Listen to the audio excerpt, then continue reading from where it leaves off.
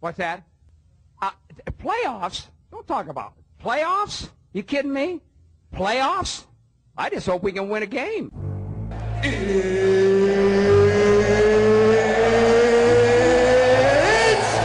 time! Orton in the gun. Buckhalter right next to him. Orton pumps again to the sideline. Batted out. Oh, God!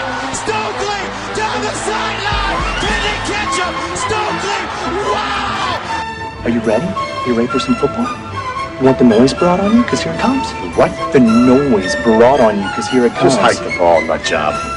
Barr back to pass, pumps to the left, 8 seconds left. He gets away from the pressure, fires to the end zone. It's caught! It's Greg Lewis! Touchdown!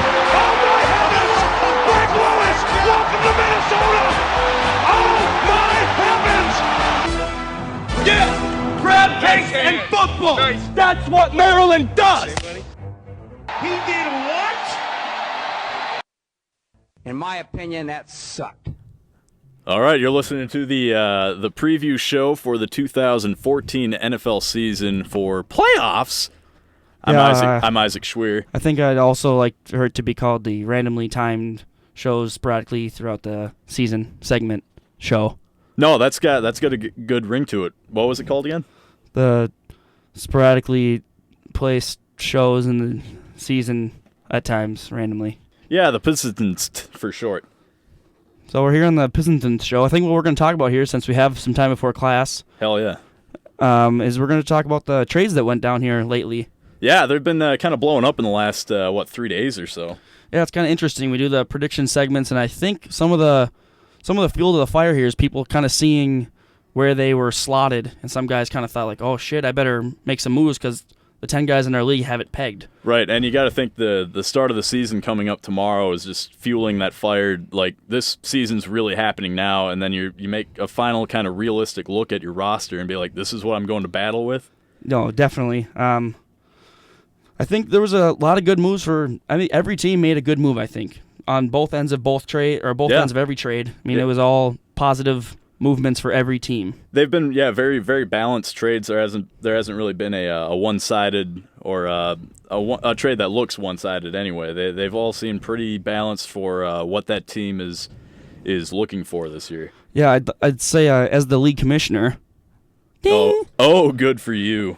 It's been fun to see kind of the development of the owners and seeing the value of guys, youth, veterans, going for it now, going for it in the future, and people kind of getting the hang of it. Craig. yeah, that's true. T, if I had to ask, like, who would you say, which owner had the best offseason?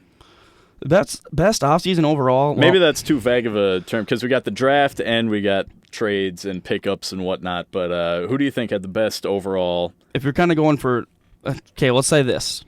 For a turnaround, it's going to be me from going from, I think I was second to last, to now I'm picked to take second. So I mean that, but I think as Bradford's far as already down though. Yeah, fuck you. That's one. Total outlook, I'd have to say I'm going to go with Haig. He traded away AJ Green for just, a monster. A coup, yeah. First overall pick, lock, hands down, not going to be any different pick. Yep. Well, we'll see about that. Brandon Cook's the lock for Rookie of the Year. He's a front runner. Spiller, who's going to play his number 2 back instead of Trent Richardson, I'm guessing. And then also 2 second-rounders that he jewed me in for. So that was a good trade for Haig. And then plus he just scored Cutler. Yeah. I just traded him Cutler for Tannehill and a first and a second, which he could obviously afford to get rid of some of those picks. I think he had 8 in this year's draft, and he's got 6 next year. At least 13. Yeah. When I last checked. A ridiculous amount of picks, and he upgraded for the now.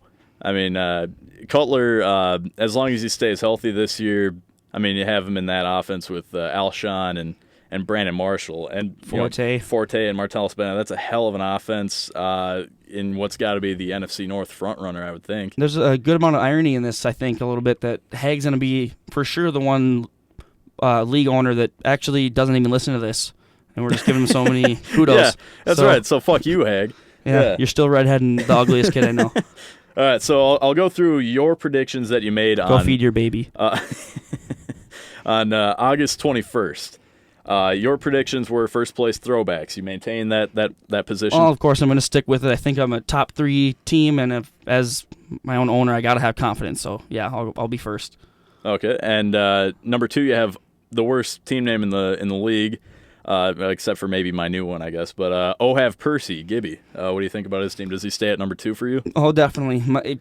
Kind of pushing me for one. Even he scored Crabtree. Yeah, another trade. Yeah, nice trade for him. And I mean, he got a little depth taken away with Vereen, but truly doesn't really hurt his running backs, and he adds Crabtree. So yeah, good score. That was a great. That at least locks up top 3 for him, I would think. Number 3, you have the Dirty Harrys. Aaron, what do you think? I'd stick with it for now. I think Dart can give him a real good push, so I think that's good. But I'm gonna put Dart 4th. Can't remember who I had 4th. 4th, you had Nick McPattywhack. Yeah, I think that's the one where that'll come up later. But for now, I think I'd go Dart 4th. He added Big Ben and Alfred Morris. Gave up a lot for Big Ben. Not so much for Albert Morris, in my opinion. I thought that he for Alfred Morris being one of the highest rushing runners in the league the past couple of years, I would have thought that he'd go for a bigger package. No, Alfred Morris is one of the few premier backs. I mean, there's not a lot of competition to take any carries from him. So I was a little confused, but good trades. He upgrades from Ryan Matthews to Morris, which isn't big, but it's something, and then gets Big Ben as a number 2 instead of E.J. Manuel. So that's who's looked brutal this preseason. It's terrible. Cut him. Oh my God! All right, so 4 you had Nick, 5 you had 8 for 8. So you swapping those, or where are you putting Nick? I don't know, because right now 5, I'd probably go with Team Thunder with Haig. Team Thunder coming up. You had him at 8 a couple weeks ago. You're putting him at 5. Adding Cutler's that's a big score. Yeah, that's a borderline number 1 QB added to the roster. I just had a discussion with Haig that if you want to try to win the league, you can't have a number 1 and a number 2 QB. You got to have 2 number 1 ones. QBs. And Gibby showed that last year. If Andy Dalton doesn't have a top 5 year, he doesn't win the league. So yeah, that's true. Let's see. D-Town's Dogs, you had him at 6. I'll keep him there. He's just got a solid team. I think the review and everything, it's the same review every year, and he kind of finishes in the middle. So yeah, I'm a little higher on his team. I think I put him at top 4. I'll check right here. This is great radio. I had D-Towns as 3 because his quarterbacks Kaepernick and Russell Wilson, they're solid. Are they spectacular? No, but they're not going to disappoint you with, inconsistency. I think if Dalton can squeak out 2 or 3 weeks where he takes the week, he could finish really high. Yeah, because he's never going to finish in the bottom 3. No, his team is just solid. Too low. His running backs, Jamal Charles, Foster, Marshawn Lynch. That's a hell of a trio of running backs to have, assuming they all stay healthy, of course. He doesn't have Marshawn, but that's okay, Isaac. Oh, what happened to Marsh? Oh, he's in Dart's team. Oh, well, whatever. I don't know. Who's his other running back? Ellington or some shitty fucking goddamn. Well, whatever. His receivers are solid. Throughout. Just a solid team. Who would you have next? I don't. Where were we at? We're at 6 with Dalton. 7. So 7, you have Josh. 7. So 7 is where I would have Nick and Josh kind of tied, I think, with a cop out. Okay. I mean, fair enough. And Craig, really, I think he's also in that discussion. It's so hard to peg those guys. Just the middle section. I mean, there's about 2 or 3 top tier, and then the rest 6, of them, but you. Yeah, 6 guys that are going for 4th place. I think it'll be fun. It's going to be another interesting year. And that's Craig, and then you have me at last. Which I have to agree, because I need a lot of things, much like the last couple of years, I need a lot of things to go right for me to be in consideration, and they just haven't quite yet because my team's so young. It's still on the rebuild. Just got rid of Cutler, picked up Tannehill.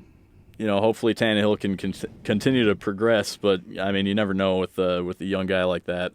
Yeah, I'd like to say about your team, though. That's great, man. Thank you. I appreciate it. Hey, saying nothing is better than saying, hard words.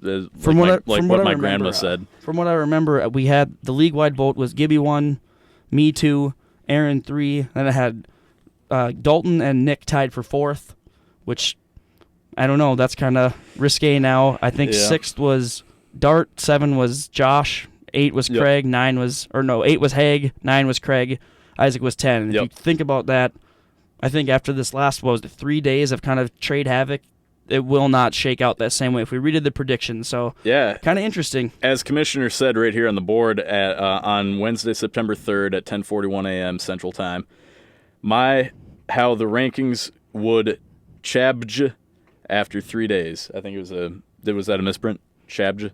No. Okay, chabj. Everything with chabj. Okay. Well, so let's get the season started, and how about in never again for the rest of the season do another one of these shows. Okay, I just want to say good luck to everyone, but mostly hope you don't have any luck.